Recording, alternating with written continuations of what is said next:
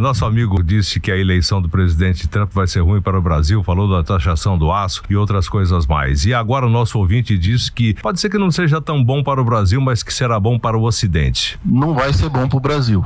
Não vai ser tão ruim assim. Não vai ser bom para o Brasil. Donald Trump, assim como os governos republicanos, tem um viés mais protecionista, mais de proteção da indústria. America first.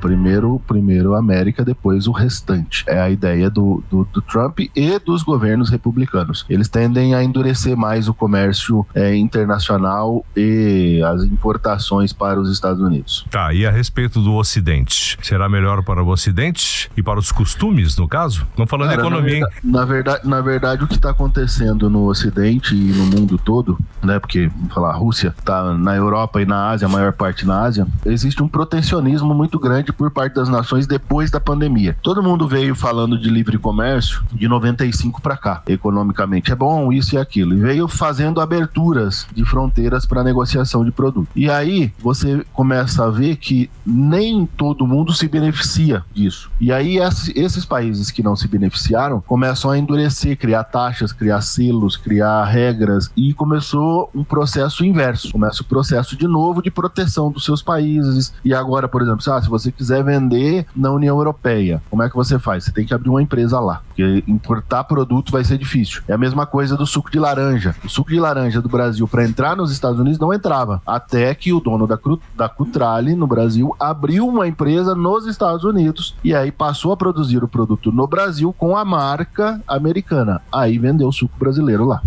E bastante suco, diga-se de passagem, né? Vamos lá então, as pérolas do atual presidente. Ele disse a empresários, falando para os empresários, olha, o povo mais pobre, aquele jeito que ele fala, né? Aquela narrativa, o povo mais pobre não compra dólar, compra comida. Exato, o povo mais pobre não compra dólar, compra comida. Lembrando que a farinha de trigo vem de fora, a maioria. Lembrando que produtos essenciais para produção de alimentos no Brasil e remédios são cotados em dólar. E isso faz com que o pobre pague mais caro no remédio, pague mais caro no pãozinho, pague mais caro em produtos que têm farinha de trigo embutida no negócio. Então, o pobre não compra dólar, mas o pobre compra comida que precisa de dólar para ela existir, senão o pobre não come. Então, quando ele fala que o pobre não compra dólar e compra comida, ele está falando para a base. Ele está fazendo um discurso para quem, né, gosta e para quem acha que tá tudo certo e que é lindo, que o discurso é maravilhoso. Assim, ele é burro? Não. Ele é tonto? Não. Ele não sabe o que está falando? Também não. Ele sabe exatamente o que está falando, ele tem a informação, ele sabe de tudo isso que nós estamos falando aqui. Só que é um momento propício de dizer isso. Linguagem.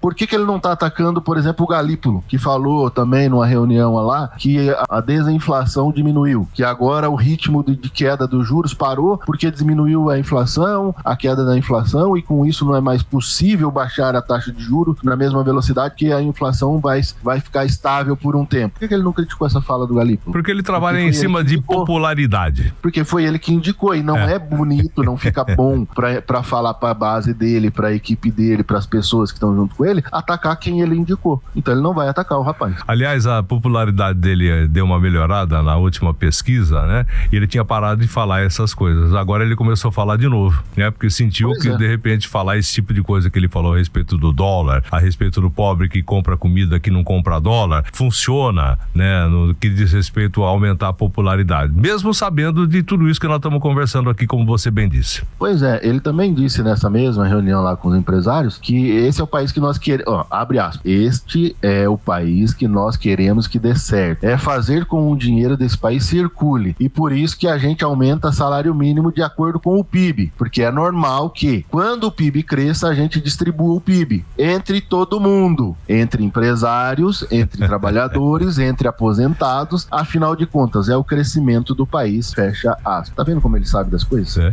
Quando o país cresce todo mundo, cresce o empresário, e foi o primeiro que ele falou, o empresário, porque daí o empresário vem o trabalhador, que trabalha para o empresário e ganha o dinheiro do empresário, gera dinheiro para a nação, para o empresário e para gerar mais trabalho, e depois os aposentados. Afinal de contas, segundo o presidente Luiz Inácio Lula da Silva, é o crescimento do país. Sem empresário e sem trabalhador, não tem crescimento do país e ele sabe disso. Eu sou Rogério Araújo, da Roara Educacional. Se você quer saber mais sobre investimentos e como aplicar o seu dinheiro de forma inteligente, acesse rogerioaraújo.com.br.